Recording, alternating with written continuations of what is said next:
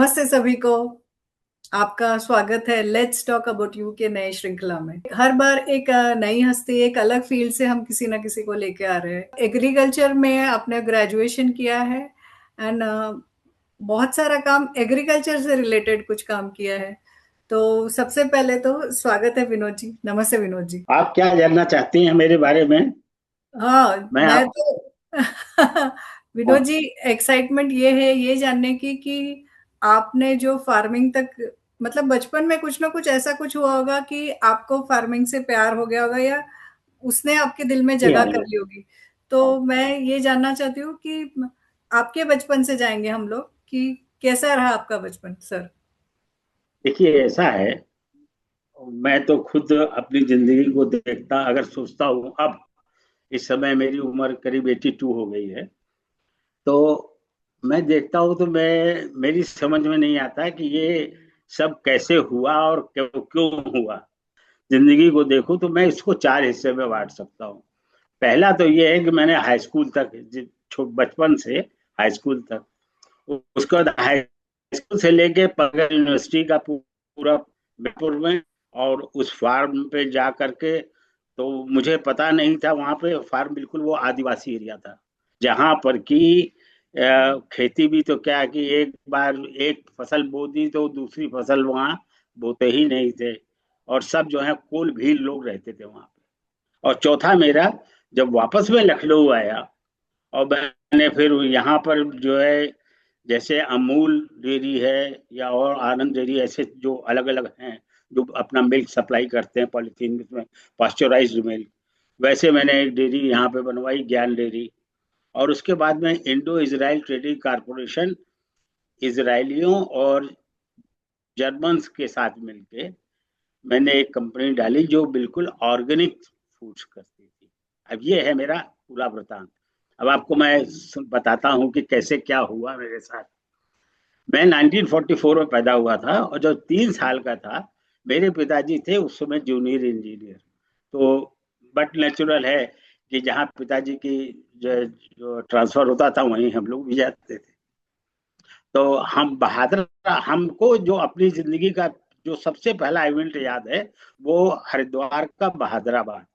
वहां से गंगा नहर जो है निकली है, गंगा जी से, हरिद्वार से। तो वो बहादुराबाद होते हुए जाती है आगे। वहां पे एक छोटा सा कॉलोनी बनी हुई थी, वहीं हम लोग रहते थे, पिताजी भी रहते थे। हम बहुत शैतान, पढ़ने में बिल्कुल निकम्मे, और जितने भी बच्चे अगल बगल के थे सबके रिग लीडर, और ये हरकतें करते रहते थे।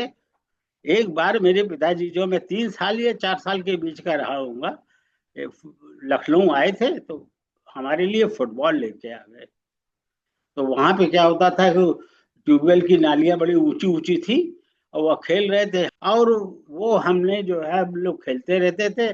नतीजा क्या हुआ, एक दिन जो है हम गिर गए, और नाली के ऊपर हमारी जो लगा। तो आप ये देखिए कि जो हमारा जो नाक जो फैली हुई है, तो ये क्या हुआ था कि यहाँ कार्टिलेज थी, वो टूट गई, और वो जो है पक्के बह के निकल गए। तो ये हमको सबसे पहले का जो है हमारे चेहरे पे, ये चीज हमको आज तक याद है कि हमें कैसे ये हुआ था। पर उसके बाद में पिताजी हमारे जो हैं, वो, उनका ट्रांसफर जो है 1950 में लखनऊ में हो गया, और वो जूनियर इंजीनियर से असिस्टेंट इंजीनियर बन गए। तो हमारी जो पढ़ाई, छठे सात, वो 3 4 5 तक की पढ़ाई लखनऊ में हुई।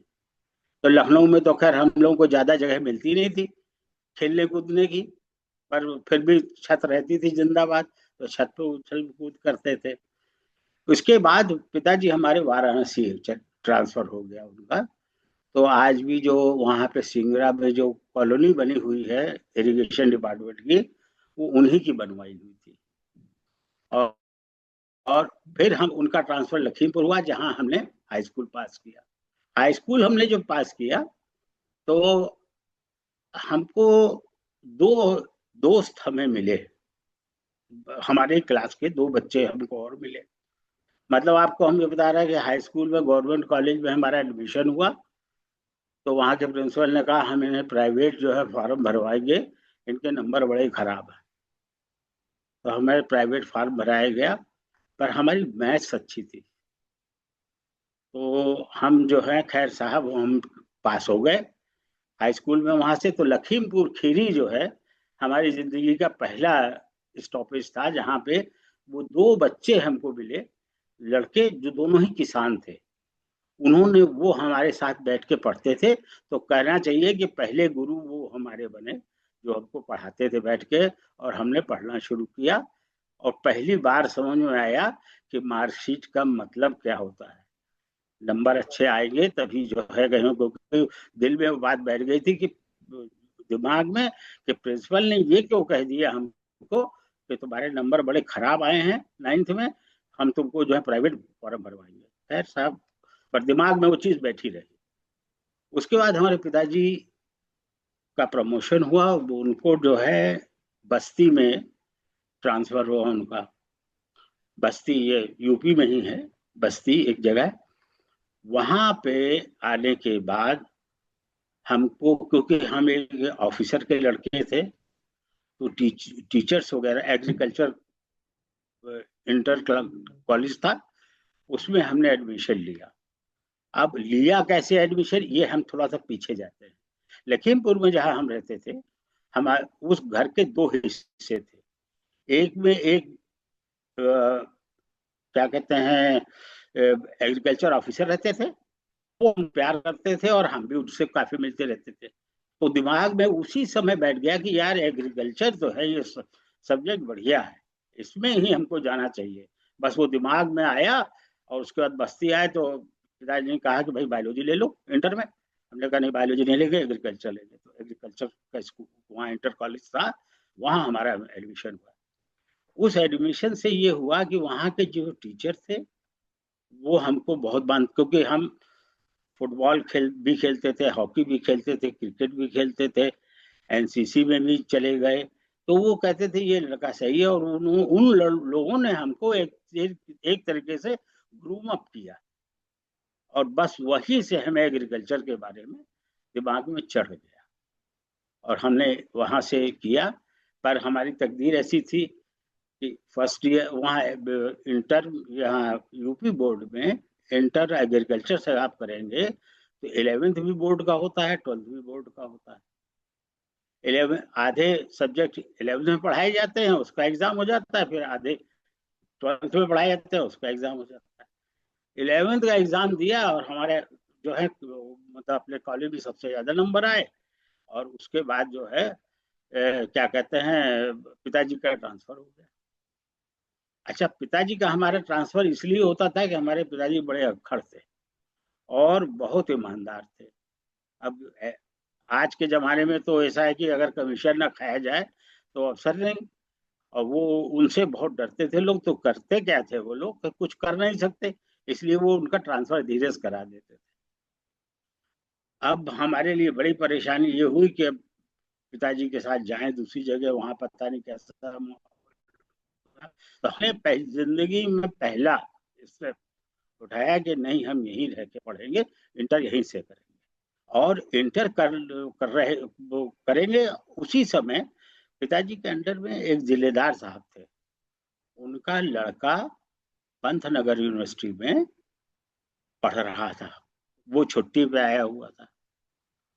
तो उससे हमारी दोस्ती हो गई, उनसे हो गए, वो बीके त्यागी थे, तो उन्होंने जो है दोस्ती हो गई हमारी। तो उन्होंने बताया कि भाई पंतनगर यूनिवर्सिटी तो अमेरिकन एडेड यूनिवर्सिटी है, और वहाँ ऐसे होता है ऐसे होता है। वो हमको बात जच। फिर हमने खूब जम के मेहनत करी, और अकेले रहे वहाँ, वहीं पे रहे।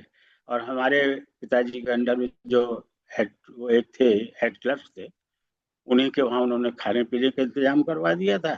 तो खाना वहाँ खाने चले जाते थे, और जो एग्जीक्यूटिव इंजीनियर की कोठी थी उसी में एक कमरा हमको मिल गया था, वहीं रहते थे। पर हमने जो है ये दिमाग में आ गया हमारे कि नहीं, अब हमको भी पंतनगर ही जाना है। और उन्होंने डरा दिया था जो हमारे दोस्त बने थे पंतनगर वाले। तो उन्होंने कहा कि भाई अगर अच्छे नंबर पाओगे तभी वहाँ एडमिशन होगा, नहीं तो एडमिशन के लिए इंटरव्यू और रिटन टेस्ट होता है। हमने कहा क्यों नहीं अच्छे नंबर पाएंगे, क्योंकि हम पढ़ने में जो है अब अच्छे हो गए थे। तो हमने वो वहीं रह के पहली बार अपने माँ बाप से अलग रह के, और हमने अकेले वहाँ पढ़ाई की, पूरा इंटरमीडिएट पास किया। और उसमें हमें जो है 61% या ऐसे कुछ नंबर हमारे आए थे। तो हम पास होकर के, और इस तरीके से हमें एग्रीकल्चर जो है दिमाग में चढ़ी और वो ही हमने किया। अब हमारी जिंदगी जो है वहां से शुरू होती है कि हम जो है, सेकेंड पार्ट हमारी जिंदगी शुरू होता है कि पंत नगर यूनिवर्सिटी हम कैसे गए। पिताजी का ट्रांसफर हुआ कालागढ़। कालागढ़ से करीब 4-5 घंटे का रास्ता था, पर वो बड़ा घूम फिर के था पंतनगर जाने का। तो खैर साहब, हम जो है वहां से अपना मार्कशीट वगैरह लेके लखी वो से बस्ती से और पिताजी के पास पहुंचे, और हमने उनको कहा कि हम तो जाएंगे पन्ना। तो उन्होंने कहा कि अरे कौन जाएगा तुम्हें लेके, और क्या है। हमने कहा हम अपने आप में चले जाएंगे। हमने जो है इनसे दोस्ती करी रखी थी। हम सीधे जो है इंटरव्यू के लिए उनके कमरे में पहुंच गए, जाकर पंतनगर यूनिवर्सिटी में। और वहाँ इंटरव्यू दिया। तो वहाँ पर जो है इंटरव्यू में हमारे नंबर देखे और हमसे इंटरव्यू लिया गया। तो उन्होंने उस समय डीन डीन साहब खुद ले रहे थे, हमारा एग्रीकल्चर के डीन, वो ले रहे थे इंटरव्यू। उन्होंने कहा अच्छा ये बताओ तुम इंजीनियरिंग में पढ़ोगे, एग्रीकल्चर इंजीनियरिंग में कि एग्रीकल्चर में पढ़ोगे। तो हमने कहा हम तो एग्रीकल्चर में पढ़ेंगे। तो हमने वहाँ एडमिशन लिया पंतनगर में। पंतनगर में एडमिशन लिया तो वहाँ पे 3-3 महीने का ट्राइमेस्टर कोर्स होता था। ये इंडिया में पहली बार शुरू हुआ था। और पंतनगर यूनिवर्सिटी एक्चुअल में मदर इंस्टीट्यूट है उसका, यूनिवर्सिटी ऑफ इलिनॉइस यूएसए का। तो वहां से जो है वो उस समय प्रोफेसर वगैरह भी वहीं के ज्यादातर थे। तो अब हम हिंदी मीडियम के आदमी, वो जब अंग्रेजी में बोले तो हम लोग को कुछ समझ में ना आए। तो हम पहुंच गए गुप्ता त्यागी जी के पास। हमने कहा भैया ये कैसे इंग्लिश बोलते हैं, समझ में नहीं आती इनकी। तो उन्होंने हमसे एक बात कही केवल, जो हम आज तक याद है। ये बताओ तुम्हारे क्लास में कितने तुम्हारे ग्रुप में कितने हैं लड़के। तो हमने कहा कि हैं करीब 45। तो कहने के उनमें से विदेशी कितने हैं। हमने कहा 4। एक मॉरिशस का है, एक मलेशिया का है, ऐसे ऐसे हमने बता दिए 4 लड़के हैं। तो कहने वो सब भी तो हिंदी मीडियम के हैं, कौन से इंग्लिश मीडियम के हैं। जैसे वो पढ़ेंगे वैसे ही तुम पढ़ोगे। और वहां पे पंतनगर में होती है ग्रेडिंग, वहाँ मार्क्स नहीं मिलते। वहाँ ग्रेडिंग होती है, A grade, B grade, C grade. मतलब सीधा सा हिसाब है कि अगर सी ग्रेड है तो मतलब 70%, 70 से 80 तक जो बी ग्रेड, 80 से 90 तक ए ग्रेड। तो अभी ये सोचते थे तो बस अच्छा ये होता था कि वो लोग साइक्लो स्टाइल करके, उस जमाने में ये मशीन तो थी नहीं, तो साइक्लो स्टाइल करके नोट्स जो जो पढ़ाते थे वो दे देते थे। हम लोग उसी में मार्क्स और लगा करके और अपना याद करके रट के तैयार। और यूनिवर्सिटी में ही जो है हॉस्टल्स थे हमारे, हॉस्टल में ही खाना था। आप ये समझ लीजिए कि उस जमाने में 27-28 रुपए में महीने भर का जो है कैफ्टीरिया का फूड का बिल आता था। इतना उस जमाने में, मतलब हमको अच्छी तरह याद है, क्योंकि हम टोटल 5-6 भाई और 2 बहनें थे। तो हम सबसे बड़े थे, तो ज्यादातर सामान हम ही खरीद के लाना पड़ता था। तो उस जमाने में 40 रुपए कुंटल जो है गेहूं मिलता था, 35 से 40। और देसी घी 5 रुपए किलो मिलता था, लीटर नहीं, किलो। और 2.5 रुपए 3 रुपए किलो जो है तेल मिलता था। तो उस जमाने में हमारा 28 रुपए का बिल, अगर 28 से 30 रुपए का महीने का बिल हो जाता था तो वो लड़के हल्ला मचाने लगते थे कि क्या ऐसा किया। हालांकि खाना बहुत बढ़िया मिलता था, सब कुछ बहुत बढ़िया था, ताजा वो मिलता था। पर वहाँ की पढ़ाई जो थी वो ऐसी बढ़िया थी कि टीचर पढ़ाते पढ़ाते कह देता था कि अपने भाई बुक्स नीचे रख दीजिए, और वो साइकिल स्टाइल किया हुआ क्वेश्चन पेपर दे देता था, कहते इसमें यस नो के क्वेश्चन उतार दीजिए। इस तरीके से हमने वहाँ पे पढ़ाई की। हमने BSc AG honours and AH जो है कंप्लीट किया, और बढ़िया बहुत अच्छे ग्रेड से पास किया। 5 में से 4.02 हमारा ग्रेड पॉइंट एवरेज आया। उसका उसका नतीजा ये हुआ कि हमें एमएससी में तुरंत एडमिशन मिल गया। एमएससी में जो एडमिशन मिला हमें, तो उसमें हमको यूएसएआईडी से स्कॉलरशिप मिली 150 रुपये महीने की। अभी आपको 150 रुपये की कोई वैल्यू नहीं हुई। 150 रुपये उस जमाने में 17 रुपये हमारी फीस जाती थी, और 30 रुपये हमारा जो है खाने का जाता था खर्चा।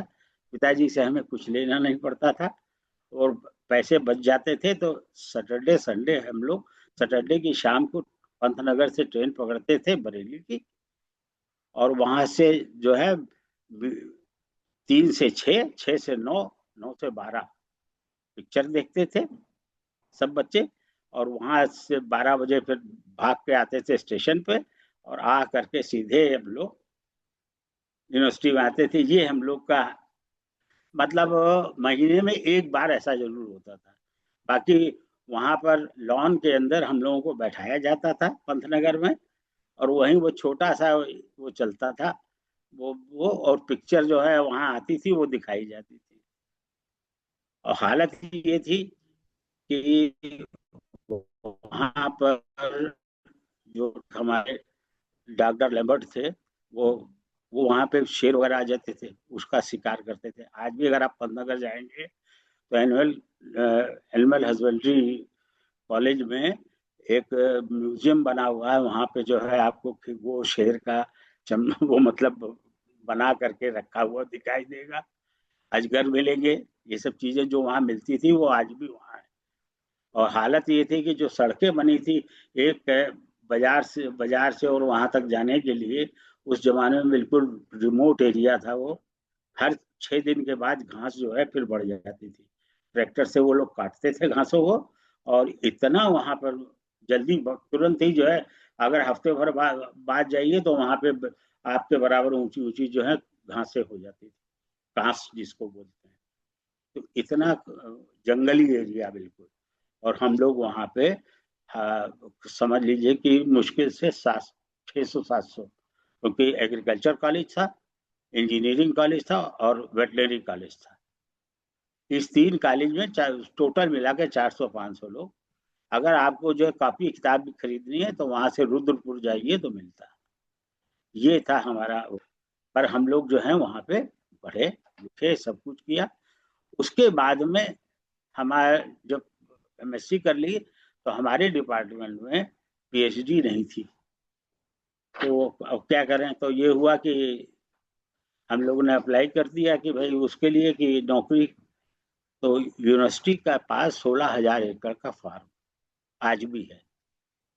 पंतनगर यूनिवर्सिटी का अपना फार्म है 16,000 एकड़ का, जिसको 3 सेक्शन में बांटा गया है, और उनमें से 500 500 एकड़ के ब्लॉक बनाए गए हैं। तो वहाँ हमको असिस्टेंट ब्लॉक सुप्रिंटेंडेंट की पोस्ट क्लास 2 की होती है, वो मिली। तो हमें वहाँ 442 रुपये पहली पे मिली। और ये उस जमाने में क्लास 2 का जो ग्रेड था वो 400 से 950 रुपये था। तो वो हमको जो है, अब वो 442 रुपये आज भी हम याद करते हैं। खर्च करते तो नहीं खर्च हो पाते थे। तो जब घर जाते थे तो अपने भाइयों के लिए सबके किसी कपड़े कुछ कुछ कुछ ले जाते थे। बड़ी अच्छी तरीके से जिंदगी चल रही थी। पहले एक बार वैसे ही था नहीं? सॉरी विनोद जी, पहले सच में ऐसा ही था ना कि कभी भी कुछ भी, मतलब जो भी पर्सन कमाता था वो खुद के लिए नहीं, पूरे परिवार के लिए सोचता नहीं, था। वो जैसे अब हमने अपने लिए कमीज खरीदी तो तुरंत याद आ जाता था कि हाँ। हमारा छोटा भाई उसके लिए भी एक ले लो। तो ये एक तरीका था उसमें। अब हमारे सबसे बड़ी हमारे साथ ट्रेजेडी क्या हुई कि जो हमारे जो एडवाइजर थे एमएससी में, वो डॉक्टर एल थॉमसन थे। उनकी इच्छा थी कि हम यूनिवर्सिटी ऑफ इलिनॉइस चल के कर लें। हम एक दिन बड़े मायूस होकर के घूम रहे थे, तो उन्होंने हमसे पूछ लिया क्या बात है। तो हमने कहा कि कुछ नहीं, बताइए पीएचडी नहीं कर सकते यहाँ नहीं है तो। पहले तुम मेरे साथ चलो। और इतनी सी बात हुई थी, उन्होंने वहाँ एडमिशन भी करा दिया, सब करा दिया फॉर्म। और हमको एक दिन फॉर्म पकड़ाया कि जाकर के अपने पापा से साइन करा लो। उनकी रजामंदी बहुत जरूरी है, उसके बिना तुम्हारा पासपोर्ट नहीं बनेगा और ना तुम्हें वीजा मिलेगा। तो हमने कहा ठीक है, हम चलेंगे। तो उन्होंने जो है दिया हमको। हम गए, अपने कालागढ़ में फादर थे उस समय एग्जीक्यूटिव इंजीनियर, तो हम वहाँ गए। हमने कहा कि बाबूजी ऐसे ऐसे है, और हमको यूनिवर्सिटी ऑफ इलिनॉइस में जाने के लिए बोल रहे हैं, और वो उन्होंने जो है हमारे लिए सब इंतजाम करा दिया है। वहाँ हमको जैसे स्कॉलरशिप यहाँ मिलती थी वहाँ मिलेगी, तो हमारा हो जाएगा। तो हमारे पिताजी बोले नहीं, तुम सबसे घर के बड़े लड़के हो और तुम चले जाओगे और वहाँ शादी कर लोगे और रह जाओगे। नहीं भाई, ये सब नहीं चलेगा। हमने कहा अच्छा भाई, हम अच्छा हम हमको पिताजी बहुत प्यार करते थे और हम भी पिताजी को बहुत चाहते थे।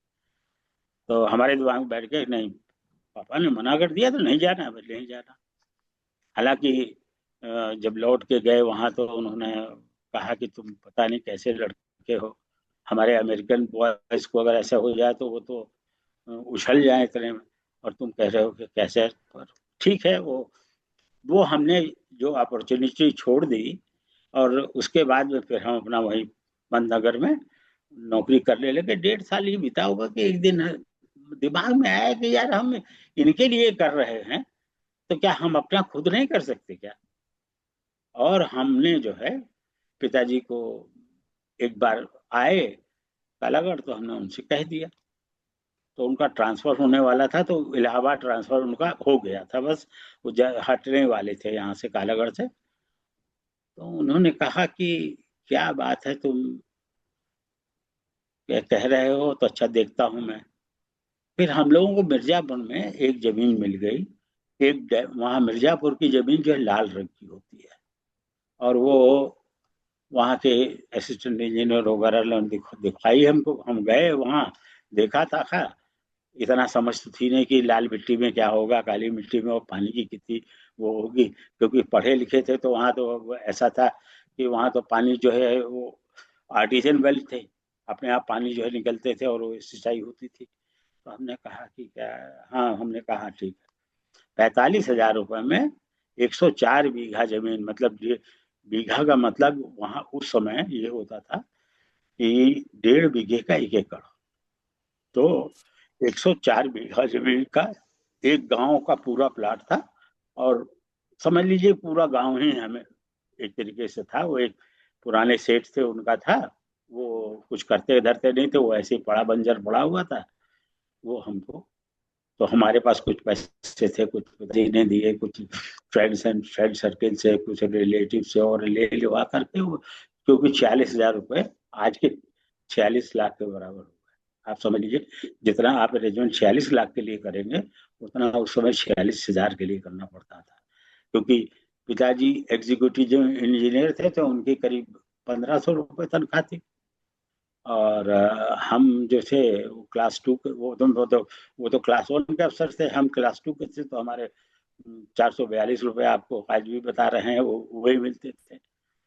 तब हमें पैसे की वैल्यू समझ में आई कि अरे, आज हमारे पास हमने जमा किए होते तो कम से कम 20,000 रुपये तो हमारे पास हो जाते। तो अब ये हमारा चैप्टर नंबर 3 है।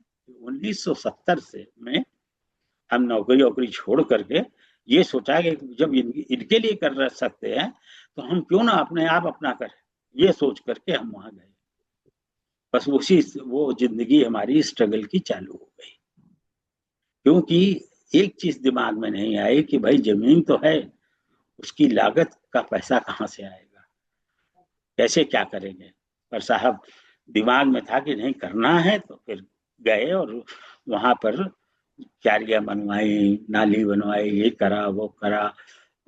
फिर कच्चा मकान, जैसे मिट्टी का, आप देखा हुआ गांव में पुराने जमाने में बनते थे मिट्टी के मकान, तो वो बनवाया, वहां रहने का तो सब बदल गया। आपने मतलब पानी, वो जो ज़मीन ली, तो वो अपनी खेती के लिए लिए या किसी को कुछ सिखाने के लिए ली? ये हम करेंगे खेती, और पदनागर से बढ़ के आए अच्छे बीज, क्योंकि ग्रीन रिवोल्यूशन जो है 1968 से चालू हो गया था। डॉक्टर बोरलॉग थे, वो पन्नागर आए थे, उन्होंने बीज वगैरह हम पन्नागर यूनिवर्सिटी को दिए थे। वो असली करता करता वही थे, डॉक्टर बोरलॉग। तो ग्रीन रेवोल्यूशन 1968 से चालू हो गया था। तो नए नए बीज, नए नए सेलेक्टेड बीज जो है आ गए थे। और पंतनगर में जो है किसान मेला लगता था।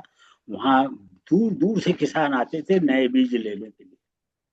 और हम लोग के साथ फैसिलिटी ये थी कि अगर हम 50 किलो में मांगेंगे बीज, तो हमें तुरंत जो है एज ए मतलब पंतनगर का स्क्वायर होने की वजह से तुरंत मिल जाता था। लोगों को 5 किलो मिलना मुश्किल होता। तो हमारे दिमाग में था कि हम जो है अब एक जगह अपना भी करेंगे, और हमारे साथ साथ जो है हमारे गांव के और लोग भी करेंगे। मतलब हम हमें एक वो था जैसे बचपन से कि सबको मिलके सबके साथ रहना। तो सर जी आपने मतलब पहले क्या उगाया वहां पे, या फिर बी लाके बी का बिजनेस किया? वहां पर जो है सब हमको हमारे नाम से नहीं जानते थे, सब भैया जी कहते थे। तो हम जो है हमने जो है वो क्यारिया वगैरह बनवा करके धीरे धीरे अपनी पूरी तो खेती नहीं करते थे, कुछ एरिया में जितनी हमारी सामर्थ्य थी उसके हिसाब से करते थे। वहाँ की एक चीज और बड़ी अजीब सी थी कि वहां पर पैसा नहीं चलता था। वहां पे मजदूरी में एक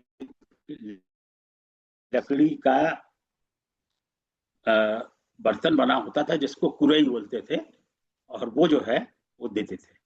उसमें उसको वो भर के हम अगर एक आदमी को अनाज दे देते थे तो वो उसकी दिन भर की मजदूरी हो गई। और उसके अंदर करीब आता था 2 किलो गेहूं या धान लगा ली। मैरिज के बाद जो है हमारे एक बेटी और 2 बेटे हुए, संध्या, धीरे और चारों।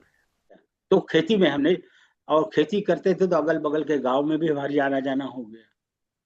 तो हालत ये हो गई कि सब लोग जो हैं जो हमारे वहाँ काम करने आते थे, उसमें से आधे लोग तो भेजे जाते थे वहाँ के दूसरे गांव के लोगों द्वारा कि तुम लाओगे और जो कुरई से तुम्हें अनाज मिलेगा उसका सवाया अनाज हम देंगे तुम्हें दूसरा, उनका देसी। क्योंकि वहां पर जो है ये उस समय तक जो है ये सब कोई नहीं जानता था कि कोई दूसरा भी बीज होता है।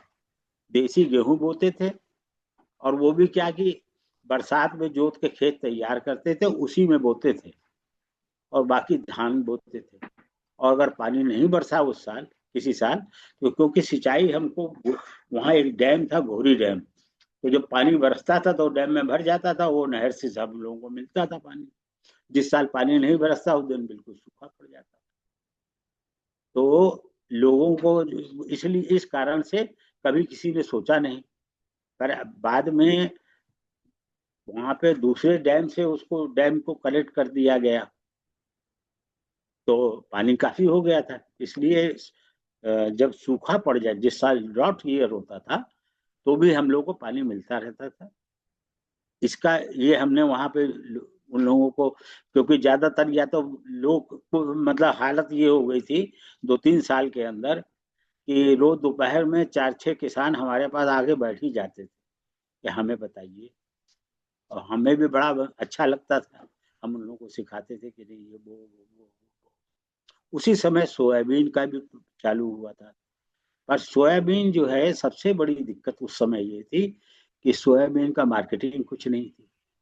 ये तो बाद में सोयाबीन का तेल वगैरह निकलना शुरू हुआ, इसलिए वो सोयाबीन नहीं, तो सोयाबीन तो बहुत ही बढ़िया चीज थी जब खरीफ की सीजन की। अगर सोयाबीन आप बो दीजिए तो आपका जो जमीन है वो भी ताकतवर हो जाती है। इस तरीके से हमने वहां पर ये समझ लीजिए हम वहाँ क्योंकि हमारी एक चीज बीच में बताना भूल गए, हमारी जो डेट ऑफ बर्थ है 28 जुलाई, और मतलब वो कि श्रावण शुक्ला सप्तमी, तुलसीदास की भी वही है। तो हमें पूरे 14 साल भगवान ने इस फार्म पे रखा। पूरे 14 साल रहे हम, सन 70 से लेके 84 तक। बच्चे भी वही हुए। और अब 14 साल के बाद में परेशानी ये होने लगी, हमारी मिसेज जो है वो जोधपुर की, वो खुद MA BEd थी, और उन वो भी हमारे साथ गांव में ही रही। पिताजी ने ये कह वो चाहती थी कि टीचर की नौकरी करना लखनऊ में। पिताजी ने कहा कि मेरे जीते जी नहीं करोगे, तो वो कसम हो गई।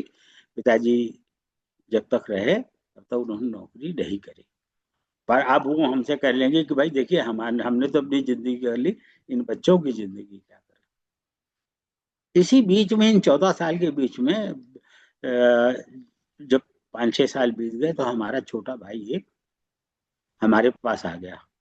वो पढ़ने में बिल्कुल वही था कि पढ़ना ही नहीं है उसे। तो ये हुआ कि इसको हमारे पास भेज दिया गया, तो हमारे साथ रहने लगा।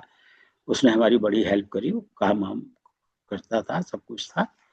तो वो भी खेती बाड़ी सब पूरी देखता था। ये 14 साल के बाद हम वहां से हटे। जब जो है ये हमारा छोटा लड़का उस समय होने ही वाला था, तब हम लोग वहां से यहाँ आ गए। उसने वहां फार्म संभालना शुरू कर दिया। हालांकि बीच बीच में जाते थे, क्योंकि किसान लोग बहुत परेशान करते थे कि बड़े भैया नहीं आ रहे हैं, बड़े भैया आ जाएं, बड़े भैया। क्योंकि सबसे बड़ी बात ये थी कि वो लोग इतने घुल मिल गए थे हमसे कि उनको हमने एक एक चीज जो है कि भाई आर्टिफिशियल फर्टिलाइजर जो होते हैं इनको भी डालना सिखाया उन्हें कि किस किस फसल में कैसे कैसे क्योंकि देसी क्रॉप तो आप बोलेंगे, परंतु अगर आप जैसे ये जितने भी बाज के बीज आए हैं, जो हाइब्रिड बीज जिसे कहना चाहिए, इनके लिए फर्टिलाइजर बहुत जरूरी, एनपीके बहुत जरूरी होता है थोड़ा डालना। कितना भी खेत में गोबर खाद हो कुछ भी हो तो करना पड़ता है। और या फिर बिल्कुल ही ऑर्गेनिक पे आ जाइए। तो हम जो है वहाँ जो सब्जियां वगैरह बोते थे उसमें फर्टिलाइजर वगैरह नहीं डालते। वहां पे हमने रहते रहते ये सीखा था कि एक साहब बाहर से आए थे एक बार। हम वहां पे हम आलू वगैरह बोते थे, तो उसका जो है वो इंस्पेक्शन करने आए थे, बीज के लिए बोया था हमने। इंस्पेक्शन करते उन्होंने हमको सिखा के गए कि भैया बकरी जो चीज ना खाए उसको जो है गाय के मूत्र में डुबो दो, और उसको जो है स्प्रे करोगे तो इंसेक्ट नहीं आएंगे। फिर हमने हमारा दिमाग उधर लग गया। हम अपना तब से हमने ऑर्गेनिक भी शुरू कर दी करना, केचुए की खाद बनाना और ये करना। और गोबर हमारे पास जानवर जो थे वो करीब हमने धीरे धीरे बढ़ा के 35-36 गाय कर ली थी, वहीं की देसी गाय, जिसके कारण हमारे पास दूध भी काफी होता था। हमें कभी घी खरीदने की जरूरत नहीं पड़ती थी, हमारे पास दूध भी रहता था। और हमने जो है धीरे धीरे मेरे वहीं के लोगों से सीखना शुरू किया कि गाय को जो है जब बीमार पड़ती है तो क्या खिलाते हो, किस में क्या करते हो, कैसे क्या करते हो। हमें एक वहां पे मौर्या करके था आदमी, वो भैंस जो है पालता था। तो वो ज्यादातर, हमारे पास खेत बहुत थे, जब फसल कटती थी तो वो बेचारा हमारे पास हमसे पूछता था कि हम अपने भैंस को यहाँ ला के चरा ले। हम कहते थे आओ चरा। और वो जो है देसी दवाइयों का बहुत ज्ञाता था, जड़ी बूटियों का बहुत अच्छा ज्ञाता था। उससे हमने सीखा कि गायों को इंजेक्शन वगैरह न लगाकर देसी दवाइयाँ कौन कौन सी कब कब दी जा सकती हैं, कुछ भी बीमारी हो गया। तब से हमें जो है एक तरीके से देखा जाए तो समझ में आया कि आयुर्वेद भी कोई चीज है। वहां से जड़ी बूटी हमने वहीं से सीखी, जिसका कि आगे हमको बहुत फायदा मिला। और इस तरीके से किया। फिर हम जब 14 साल पूरे हो गए तो आप समझ लीजिए कि हम 84 से 85 में आ गए लखनऊ वापस, बच्चों को लेके। बच्चों को हमने पढ़ाना शुरू किया। अब समस्या ये आ गई, खड़ी हो गई कि भाई बच्चे पढ़ेंगे, उनकी फीस जाना, उनके कपड़े लत्ते खर्चे कहाँ से होंगे।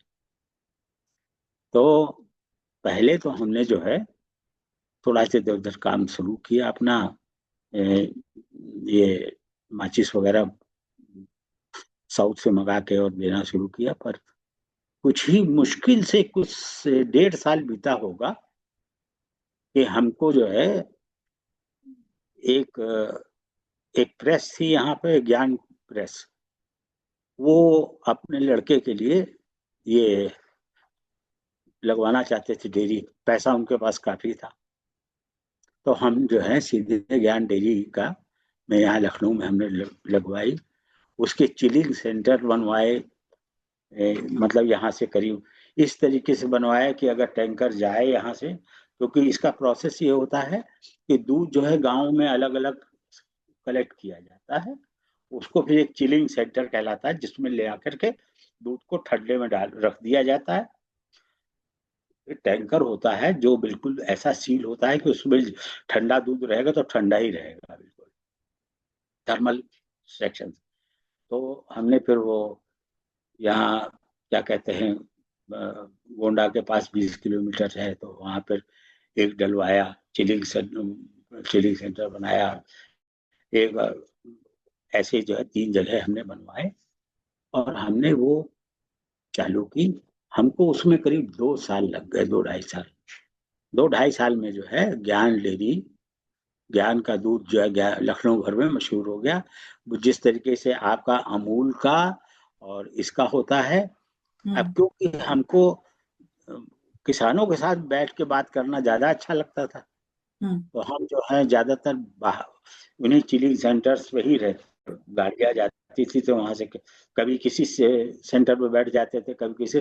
तो इस तरीके से हमने जो अ, यहाँ पे पराग पराग की डेयरी है, जैसे गवर्नमेंट की डेयरी पराग की है, तो पराग वालों का में जो दूध देते थे वो पराग वालों को न दे करके ज्ञान डेयरी वालों को देने लग गए।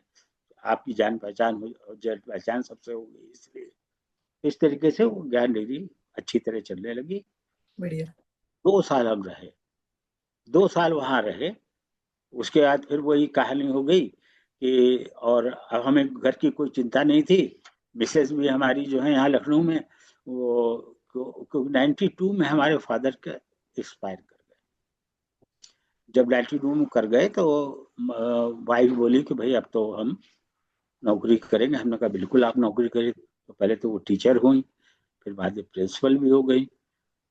पर उससे फायदा सबसे बड़ा ये हुआ कि हम क्योंकि ज्यादातर बाहर रहते थे, बच्चों को पढ़ाना, बच्चों को जो है समझाना करना वो अपना, और घर का घर था लखनऊ में, इसलिए कोई दिक्कत नहीं थी।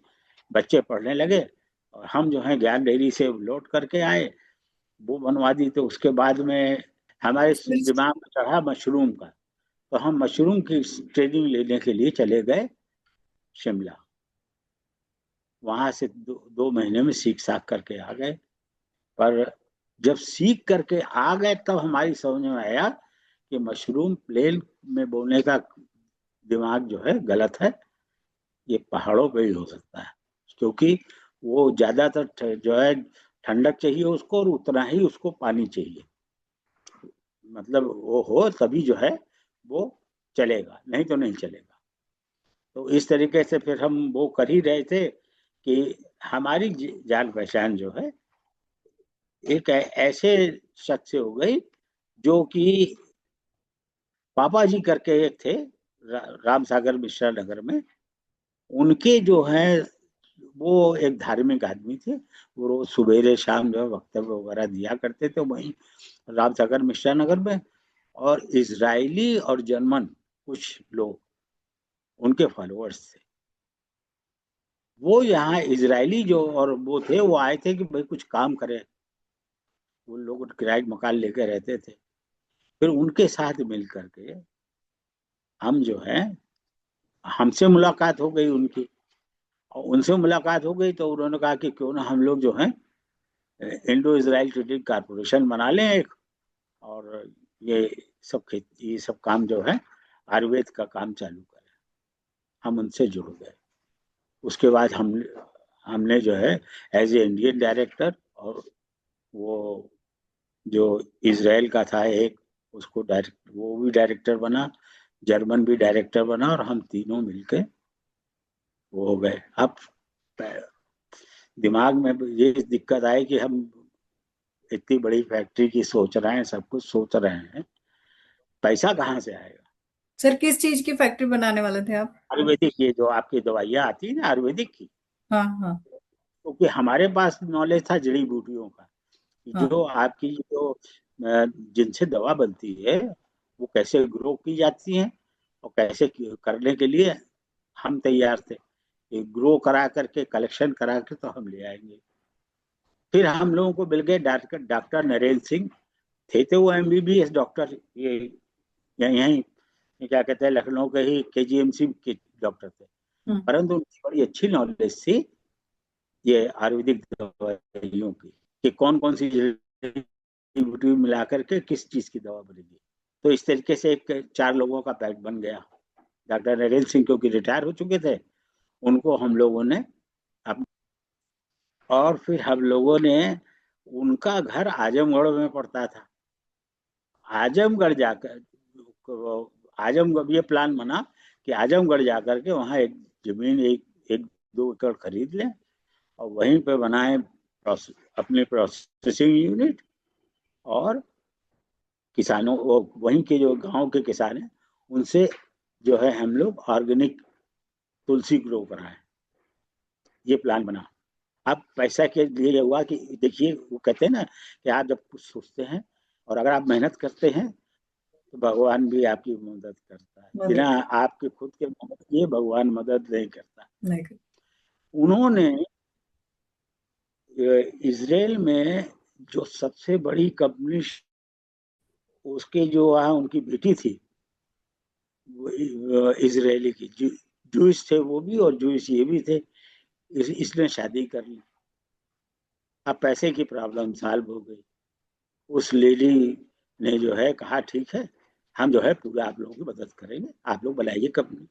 इस तरीके से हमारे घर पे हम जो है, यहाँ पर जो है हम एक कमरा देख के वहाँ मशीनें लगा के छोटी छोटी, और बाहर से हर्ब्स मंगा करके और ड्राई अपने खुद शुरू किया, ड्राई करके और यहाँ करा करके, और धीरे धीरे, अब कैप्सूलिंग की मशीन तो थी नहीं क्योंकि वो तो 15 लाख की बनती थी, तो वो नहीं थी, तो हाथ से कैप्सूलिंग करते थे, भरते थे। और जो पापा जी के जो फॉलोअर्स और आते थे विदेशों से, वो लोग हम लोगों की दवाइयों को बहुत पसंद करते थे, हम लोग उनको देते थे। इस तरीके धीरे धीरे चालू किया हमने। और इस तरीके से आईआईटीसी जो आगे चल, जितना भी उसका काम, उसको सर्टिफिकेट दिलाना, ये करना वो करना, भाग दौड़, वो सब हम कर देते थे, इन लोगों को जो है वहां लगाते थे। इस तरीके से वो ऑर्गेनिक इंडिया तैयार हुई। मेरे जहां आज बैठा हूँ, यहाँ से वो ऑर्गेनिक इंडिया बनी थी। बहुत बढ़िया। इस तरीके सर, से फार्मिंग फार्मिंग से दूध, दूध से फिर दवाई। दूध से फिर वो हर्बल, हर्बल मतलब आयुर्वेद में, असल में आयुर्वेद में और आपके एलोपैथिक में अंतर यही है कि वो सब केमिकल से दवाई बनाते हैं। आयुर्वेद जो है हमारे हिंदुस्तान का सबसे पुराना शास्त्र है, और इसमें जो है, जो डिफरेंट हर्ब्स होती हैं, अश्वगंधा है, ब्राह्मी है, आंवला है, ये सब चीजें जो हैं, अलग अलग मिक्सचर, अलग अलग मात्रा में करके अलग अलग चीजों की दवाई बनाई जाती है। तो ये दवाइयाँ जो थी पहले, ये आज से 5 साल 7 साल पहले तो ये हालत था कि ये आपका डाबर और ये सब लोग तो बनाते थे, पर जल्दी कोई लेता नहीं था। आज की हालत ये हो गई है कि आज हर आदमी जो है आयुर्वेदिक दवा लेने के चक्कर में पड़ता है। उसका हम्म। मेन प्लस पॉइंट ये है कि ये साइड इफेक्ट बॉडी में नहीं डालती। हम्म। अगर आपने कोई दवा ली है, हम्म। या तो फायदा करेगी, नहीं करेगी तो नहीं करेगी, हम्म।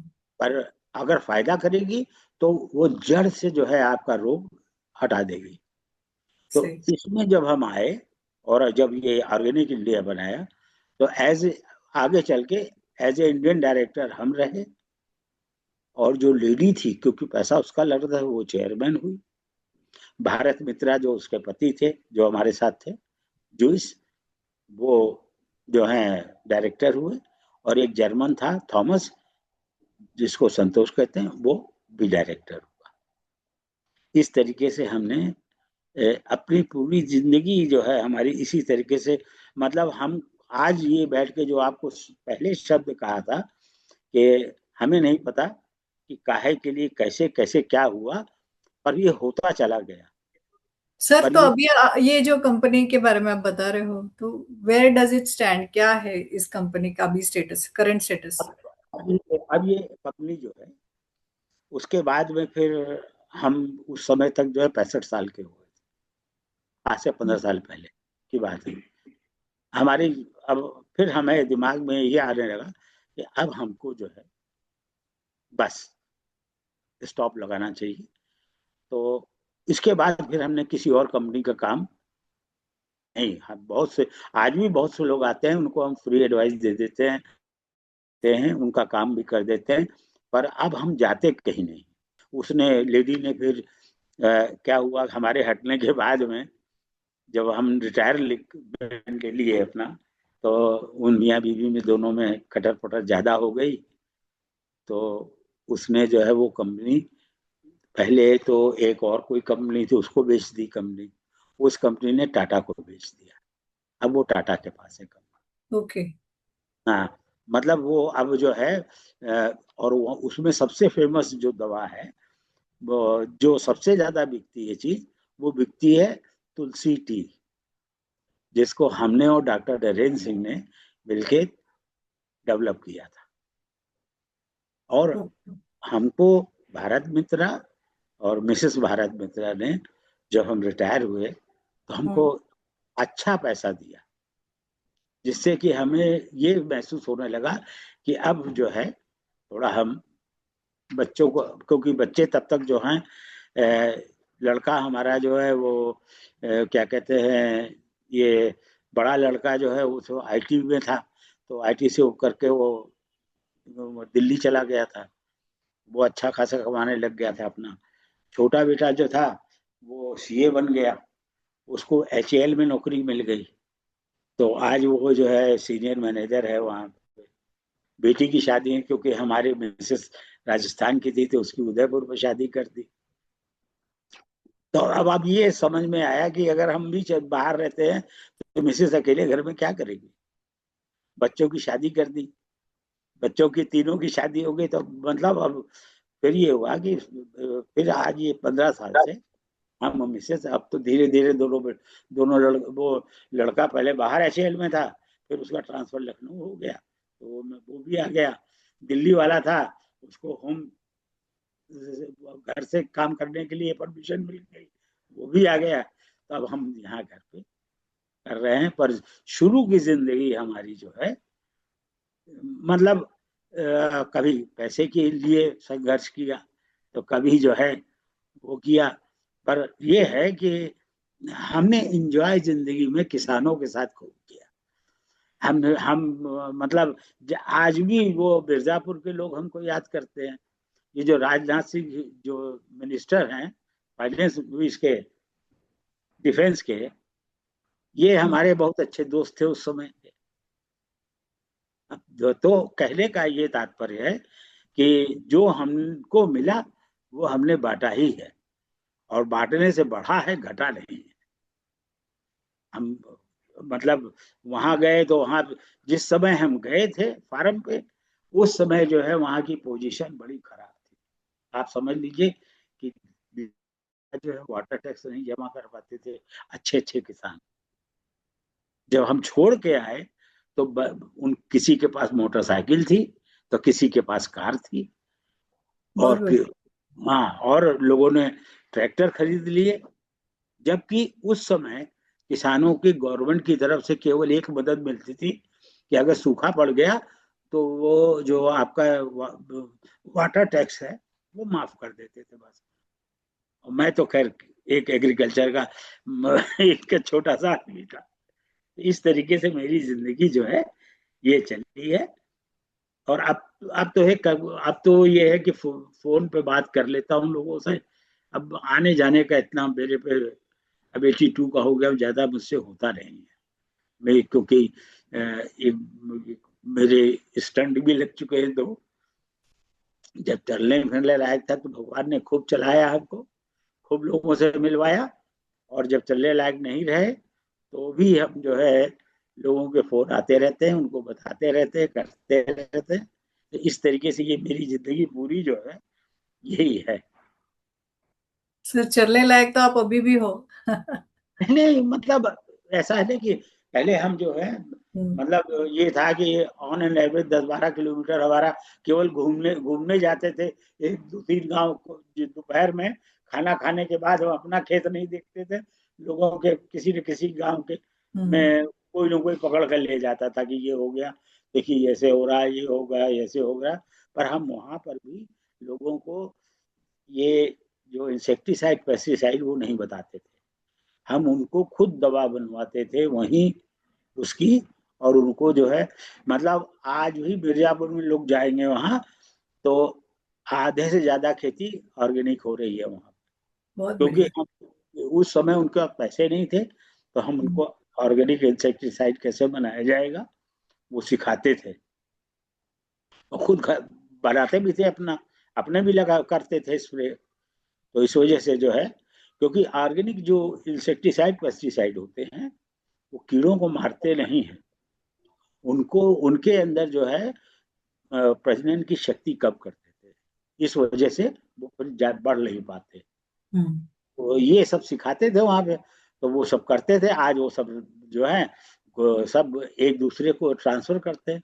किसानों में एक चीज बड़ी अच्छी होती है, उनके अंदर कोई ऐसा अहंकार नहीं होता है प्रोफेशनलिज्म का, कि ईगो ये नहीं हम हमने सीख लिया तो हम दूसरे को नहीं सिखाएंगे। होता। सबको एक दूसरे, आज आप एक को सिखा के जाइए, 10 दिन बाद जाइएगा तो दूसरे गांव का भी वही काम कर रहा मिलेगा, क्योंकि उन्होंने हम्म। बताया था तो ऐसे करना है। ये है, इसमें इतना बड़ा अंतर है ये किसानों में और दूसरे प्रोफेशनल्स में। ये बहुत बड़ा अंतर है।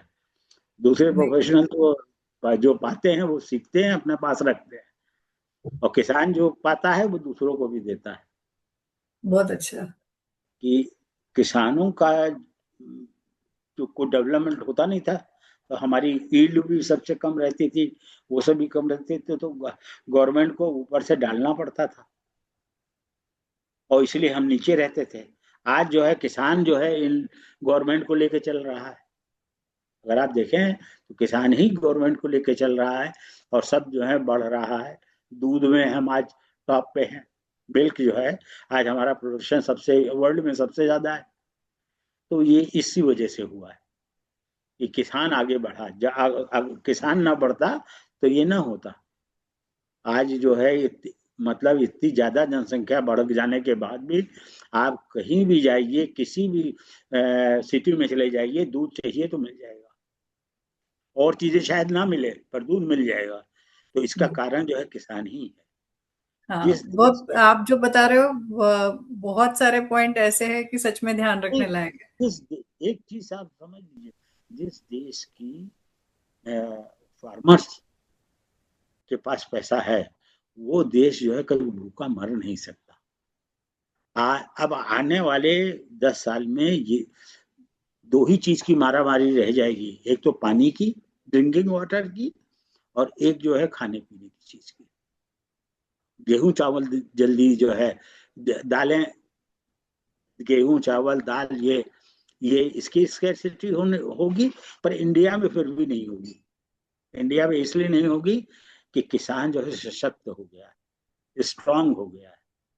किसान को पता है कि कैसे क्या करना है। अब हम्म। जो ऑर्गेनिक की तरफ लोग जो बढ़ रहे हैं, उससे जो है क्या, क्योंकि हम बताएं, हम हम लोग भी बहुत दोषी हैं, पंतनगर के लोग तो सबसे ज्यादा दोषी हैं। हम लोग नहीं नहीं, हमें दोषारोपण नहीं करना है इस वक्त कुछ भी। नहीं नहीं, दोषारोपण नहीं, हम बता रहे हैं आपको क्या। 16,000 एकड़ का फार्म मिला, हम लोगों ने उसको जो है केमिकल फर्टिलाइजर डाल डाल के प्रोडक्शन बढ़ा बढ़ा के उस जमीन को सत्यानाश कर दिया। अब जो डेवलपमेंट हो रहा है कि चलो ऑर्गेनिक की तरफ, मतलब आप ये सोचिए कि पहले आप, अगर आप देखें गांव में जाके किसी मिट्टी को थोड़ा सा खोदे तो केचुए अर्थवर्म मिलते थे। आज परिस्थिति पंतनगर में ये है कि आपको अर्थवर्म ढूंढे नहीं मिलेगा। और अगर जो कोई आदमी खुद कर रहा है वो कर ले जाएगा। वो उसके वहां आप जाएंगे तो जो जो ऑर्गेनिक खेती कर रहा है उसके वहां केचुए भरे पड़े होंगे। केचुए ही असल में मशीन है जो जमीन को उपजाऊ बनाते हैं। जी। ये चीज हम भूल गए। यस। और कोई प्रश्न अगर आपको पूछना हो तो पूछ लीजिए। हमने तो अपनी जिंदगी खोल के किताब बता दी आपको। मुझे मुझे ऐसे लगता है बहुत सारे पन्ने आपकी लाइफ के हमने पढ़ लिए, सुन लिए, आई वुड से नहीं, बहुत सारी। ये प्रैक्टिकल चीजें हैं। जो ये हाँ, इसमें कोई ऐसा नहीं है कि हमने कुछ छुपाया हो। हाँ, बहुत सी चीजें भूल गए होंगे, हुँ, जो कभी कभी याद आती है। अभी आपसे हटेंगे तो कहेंगे अरे हमने वो चीज नहीं बताई इनको। कोई बात नहीं। हाँ, ठीक है, ठीक थैंक यू विनोद जी। ये जो आपने जानकारी दी है, मुझे ऐसा लगता है कि हम लोग बहुत सारे लोग दूसरे प्रोफ़ेशंस को बहुत ज़्यादा इम्पोर्टेंस देते हैं, जितनी हमने एक चीज समझ में हमारे आई कि अब इस उम्र में आने के बाद किसी भी देश की फाउंडेशन, ग्रोथ की फाउंडेशन वहां का फार्मर होता है, जो हमारी जरूरतें पूरी करता है। जिस हुँ, देश के पास अपने लिए अपनी हर चीज मौजूद हो, उसको हुँ, कोई हरा नहीं सकता। जो यस, आज मैं एग्जांपल देता हूँ अमेरिका का। अमेरिका का अपना कुछ भी अपना नहीं है, सब वो बाहरों से, क्योंकि उसके पास में जो टेक्नोलॉजी है वो बेचता है बना बना करके, 1 रुपए की चीज को 50 रुपए में, वही उसके पास पैसा है। पर आज उसके पास अगर जो है कि लोग अन्न न दें तो वो परेशान हो जाए कि कहाँ से लाएं। तो ऐसा है कि किसी भी देश का फाउंडेशन ही एग्रीकल्चर है। यस, यही हमको सीखने को मिला है अब तक, कि अगर हमारे पास में घर में बैठे हुए हैं, हमारे पास फल है, दाल है, चावल है, रोटी है, सब्जी है, सब है, हुँ, तो हमें किसी की तरफ देखने की जरूरत क्या सच्ची बात है। है। तो कोई बात बोलते हैं ना, खाली पेट भजन ना होए। मतलब है। जब हाँ, जब आपका पेट भरा हुआ है, जब हाँ, सच में एक देश, आपने जैसे बोला ना, एक किसान की वजह से समृद्ध है। अगर जब तक हमारे किसान ठीक से काम कर रहे हैं, हमें सबको खाना मिल रहा है। नहीं देखिए, सीधा सा है ना कि जितनी हमारी जरूरतें हैं, अगर वो हमारे देश में पूरी हो जाए, तो हुँ, हमसे हमारा देश से ज्यादा अच्छा देश कोई नहीं है। बस छोटे से जी। में। हाँ, थैंक यू, अच्छा। Thanks a lot. अ, बहुत अच्छा लगा आपसे बात करके, आपसे जितनी भी जानकारी मिली है, एक मन में, मैं खुद भी, मेरे पिताजी वगैरह, जो हमारी फैमिली खुद किसान ही रही है, अभी भी है, किस खेती करते हैं जलगांव के पास। मैं भी ओरिजिनली एमपी के इंदौर का। ओके, हम लोग वहां से बसे हैं यहाँ आकर के, और जलगांव में तो हमारे रिश्तेदार वगैरह रहते हैं, तो इसलिए उधर का सब एरिया हमें देखा हुआ है, जाना हुआ है। ठीक है, ठीक है। Thank you sir ji, thank you, thanks a lot. आज का ये एपिसोड मुझे लगता है कि मेनली सारे किसानों को समर्पित है, और इसके आगे भी हम कोशिश करेंगे कि और नई फील्ड से किसी ना किसी को लेके आए। Thank you, thanks a lot. Take, हाँ। बाय।